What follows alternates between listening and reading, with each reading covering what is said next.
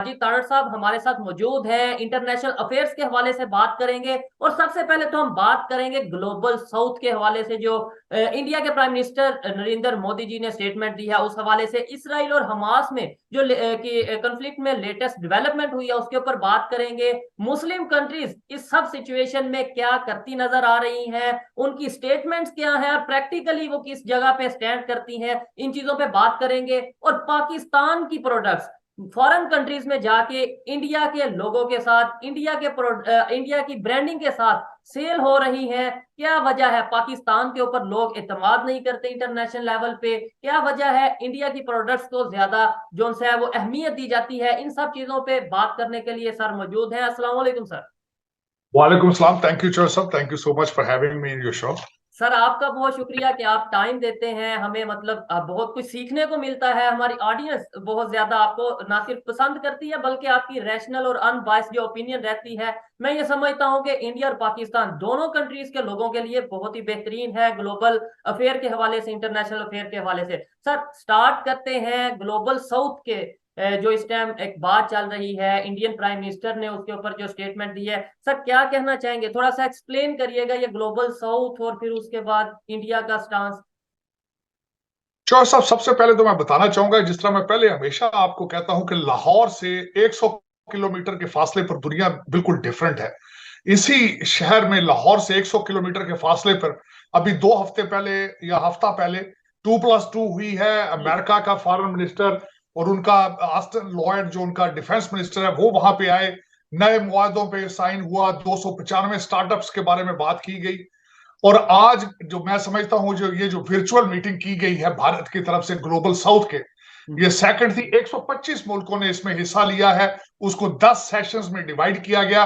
पहले और आखिरी आखिरी सेशन में जो उसमें उनके वजीर खारजा, माहौलियात के वजीर, तालीम के वजीर सब आएंगे और सारे उसमें शिरकत करेंगे। मैं इसमें थोड़ा सा गिला जरूर दूंगा, काश ये अच्छा होता कहीं पाकिस्तान को भी इनवाइट किया जाता। हालांकि हमारे हालात तो ठीक नहीं है। हमारे इस वक्त जो वजीर आजम है वो केयर टेकर हैं, और जिस तरीके से हम जिस तरीके से अपने आप को रिप्रेजेंट कर रहे हैं वो ज्यादती है।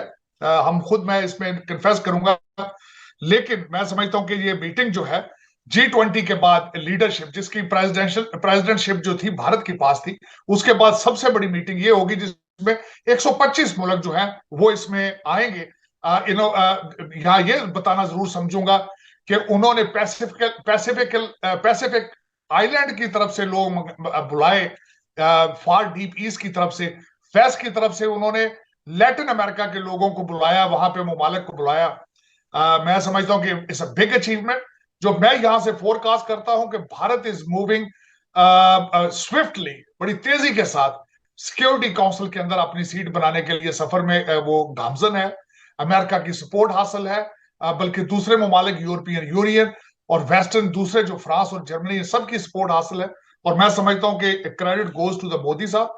ही has taken India, he has taken Bharat to the next level.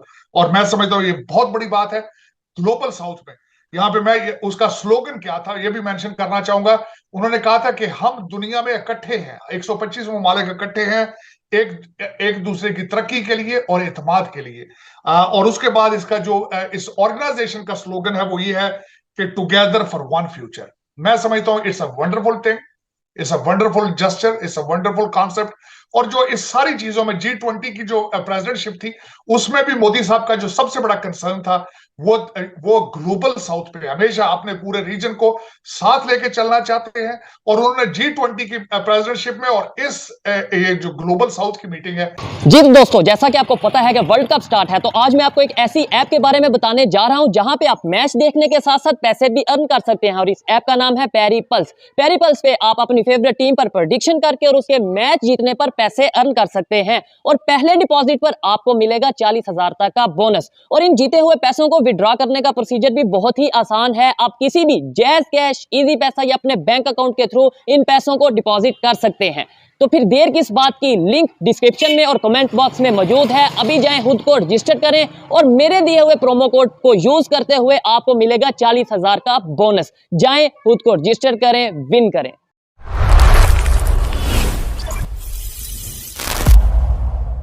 इसमें भी उन्होंने साउथ के जितने ममालिक हैं उनकी तरक्की और उनके जो सप्लाई चेन टूटा था कोविड की वजह से, हमेशा उस पर कंसर्न उन्होंने जाहिर किया है।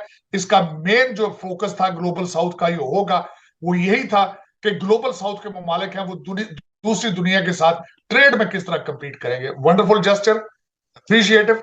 और मैं जिस तरह बता रहा हूं कि भारत जल्दी से, तरक्की से, स्विफ्टली जो है अपनी लीडरशिप को पूरे साउथ को रिप्रेजेंट करना चाहता है और कर भी रहा है। It's a wonderful thing. और मैं इसमें समझता हूं कि it was a big success after G20 presidentship. Sir इधर credit goes to not only Modi sahab की टीम को, उनको भी क्रेडिट जाता है इस चीज। ठीक है सर, इधर एक सवाल मेरे माइंड में ये आया, आपने बोला कि पाकिस्तान भी अगर इस मीटिंग का हिस्सा होता तो क्या ही बेहतर होता है। सर केयर टेकर गवर्नमेंट है पाकिस्तान में, और दूसरे नंबर पे जो हमारी प्रायोरिटीज हैं, जो हमारा फोकस है इस टाइम, आपको लगता है कि दुनिया के साथ रिलेशन बेहतर करने का फोकस है हमारा, या हमारी फॉरेन पॉलिसी इस तरीके से डिजाइन की जा रही है कि हम रिलेशन बेहतर करें? हम तो उल्टा अफगानिस्तान ईरान के साथ रिलेशन खराब करते नजर आ रहे हैं। तो आपको क्या लगता है अगर इनवाइट किया भी जाता तो हमें कोई फायदा होता? एक तो हम डिसीजन लेने में आजाद नहीं है, और दूसरे नंबर पे जैसे केयर टेकर गवर्नमेंट है पाकिस्तान में। तो सब मैंने उसकी ख्वाहिश जाहिर की है। अल्टीमेटली वो कहते हैं हर ख्वाहिश पे दम निकले, लेकिन बात ये थी ओरिजिनली कि आपकी बात बिल्कुल ठीक है। अफगानिस्तान जिसके लिए हमने पूरा मुल्क अपना जला दिया है, जब हमारे रिलेशनशिप उनके साथ भी ठीक नहीं है तो हम किसी दूसरे मुल्क के साथ क्या रिलेशनशिप ठीक करेंगे? अफसोस के साथ है, दुख है। मेरी ख्वाहिश थी कि जिस तरीके से भारत तरक्कियां कर रहा है, जिस तरीके से बांग्लादेश तरक्की कर रहा है, जिस तरीके से अफगानिस्तान तरक्की कर रहा है, काश मेरा मुल्क जो है वो भी तरक्की करता। पाकिस्तान को उसमें तरक्की की कोई गुंजाइश नजर नहीं आ रही है। जिस तरीके से मैंने आपको बताया है कि अभी भी जो पाकिस्तान के हालात हैं केयर टेकर गवर्नमेंट के लिहाज से, काकड़ साहब के बारे में, वजीर आजम है हमारे, अब मैं उनके बारे में क्या कहूं, उनका नाम किसी घड़े में से निकला है, पता नहीं किस तरह निकला है, जिनके बारे में खुद खदशात हैं कि उनके पास कभी अफगानिस्तान का पासपोर्ट था, और जो उनके हालात हैं, जिस तरीके से अब कहा जाए ये इस तरह की बातें मार्केट में हैं। लेकिन अफसोस है, इस पर मैं ब्लेम भारत को नहीं करूंगा। जिस तरीके से हमेशा पाकिस्तान ने एतमाद की फिजा कायम करने की कोशिश नहीं की, उसमें भारत को आप किस तरह ब्लेम कर सकते हैं? लेकिन काश आज अगर देखा जाए तो भारत बांग्लादेश को रिप्रेजेंट कर रहा है। काश कहीं पाकिस्तानी, मेरे वतन अजीज के लोग भी भारत से कुछ सीखते, इंफॉर्मेशन टेक्नोलॉजी सीखते, उनसे डिप्लोमेसी सीखते, उनसे डेमोक्रेसी के हालात सीखते। ख्वाहिश करने में क्या हर्ज है? ऐसा ही है सर।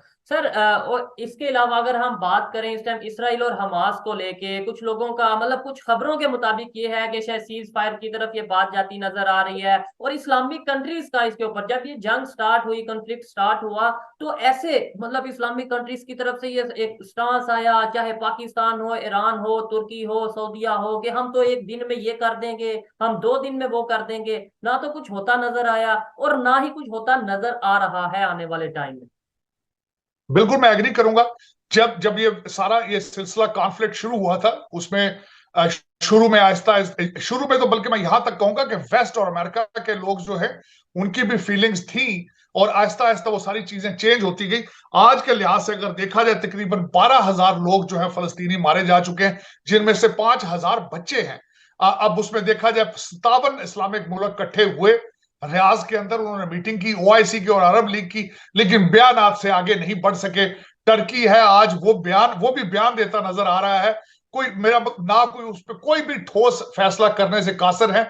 चॉइस साहब, यहां मैं ये जरूर मेंशन करना चाहूंगा, हमारी सारी हर चीज के पीछे पॉलिटिक्स और पैसा इन्वॉल्व है। जिस तरीके से मैंने आपको कहा है कि आप पाकिस्तान में बैठे चाइना के अंदर वीगर मुसलमानों की आवाज नहीं बन सकते। क्यों नहीं बन सकते?